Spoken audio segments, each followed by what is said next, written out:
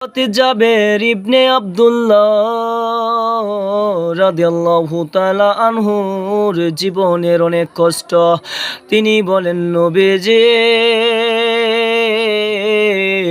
এবার সত্য একটি কাহিনী শুনে যান, করুণ কাহিনী শুনে যান, যা আপনি আমার দ্বারা এখনো সম্ভব হয়নি। হযরত আব্দুল্লাহ ইবনে জাবের রাদিয়াল্লাহু তাআলা আনহু এর জীবন কাহিনী। তিনি বিবি বাচ্চা ছেড়েছেন, সবকিছু ছেড়েছেন যুদ্ধের জন্য। যুদ্ধের ময়দানে তিনি চলে গিয়েছেন। বিবি বাচ্চা কান্নাকাটি করেছেন, তা শুনে তার অনেক কষ্ট লাগতো, অনেক আঘাত লাগতো। বিবি বাচ্চার কি হবে এগুলি তবু তিনি চিন্তা করেননি।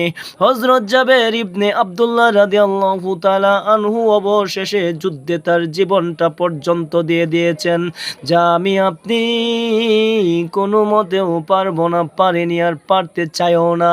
ইচ্ছা স্বাধীনতা আমাদের জাগে না আল্লাহর রাস্তায় জীবন দেওয়ার জন্য।